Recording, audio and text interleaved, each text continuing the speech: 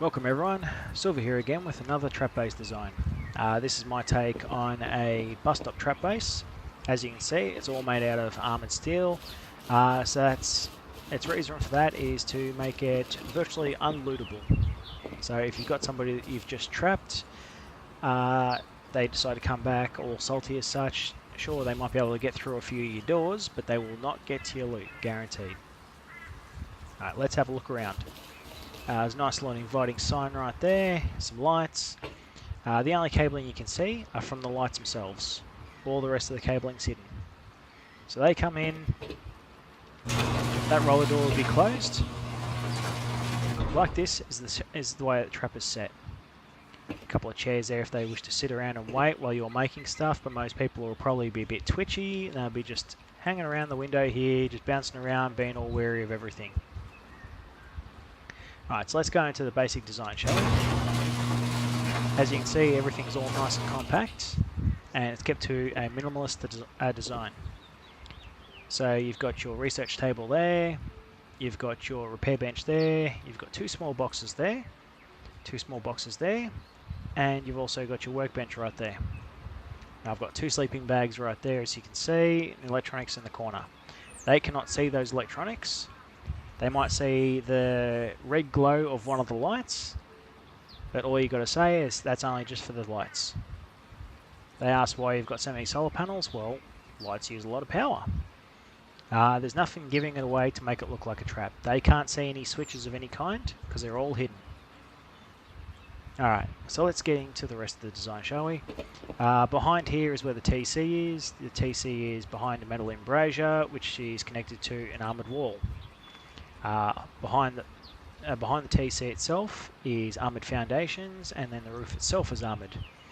It costs way too much in resources to even attempt to get to the TC, so there's not even any point for anyone to do that. You've got three large trunks which are hidden behind the behind the bus stop and in between the foundations. So you can see it right there, you can see the other one right there, and the end one you can see through the gap there. Now all three gaps here is where you can interact with those boxes. Be sure to place locks on those boxes and lock them before you even attempt to put these other items on top. Now if there's any chance that they come through, breach through all your doors, they could break those boxes, sure, but all that loot has become unlootable. They've wasted so much in resources trying to get through metal door there or armoured door, depending on what you have. A roller door there and a roller door there. It's going to make this place unlootable and not even worth it, because all the stuff will drop behind there, and then to get through the armour behind all this to even get to wherever that drop loot is will cost approximately 16 C4 just to get to it. Alright, so let's get into the trap, shall we? Up here on the split level we've got a large battery housed inside there. You can interact with it if you ever needed to do any wiring. So you can build that into there when you're building the whole structure itself, and then you just do your wiring afterwards. You've got three shotgun traps which are hidden right there. Those shotgun traps are extremely effective, so if you've got somebody right around here, or even somebody sitting in one of those chairs, those shotgun traps are going to give them a very, very bad day. Alright, so let's have a look at the trap set, shall we? So first of all, got basic charging circuit there, so it charges your battery during the day, runs off solar during the day, and then during the evening it'll transition over to the battery itself and run solely off battery power alone. So to turn the system on and off, you got a switch there. It turns out all the lights, closes all the doors. I didn't close this one here because we had that one manually set open. Otherwise that door would also make sure it's closed as well. Now we flick that open. As you can see, the door down the end is open.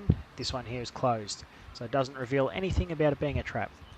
People can come in thinking, oh yeah, it's just probably a role player's base, and they're operating a shop. So they come in, you make it look like, oh yeah, I'm just going to make whatever it is you need. Just wait a moment. Little do they know, you've got a switch right there. You flick that, slams the door closed behind them. This roller door opens, and goodbye to them. Now, if any reason at all that they're not sitting around this corner here, or by chance they're able to get away from those shotgun traps before they rain hell down on top of them, they've still got nowhere to go. They'll be trapped in this corner.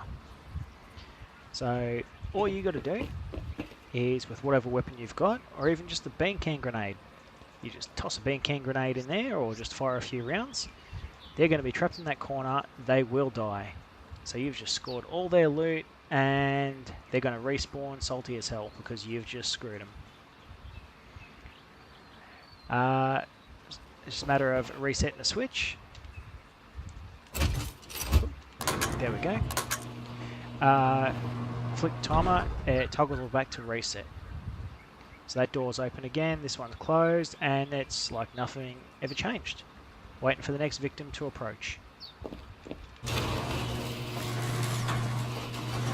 Alright, so if you like this design, feel free to put a like on there. If you've got any suggestions, feel free to leave a comment. And yes, I will be bringing another build soon. Just got to work on that one and see what I'm going to go with next. Alright, thank you for watching. Peace out.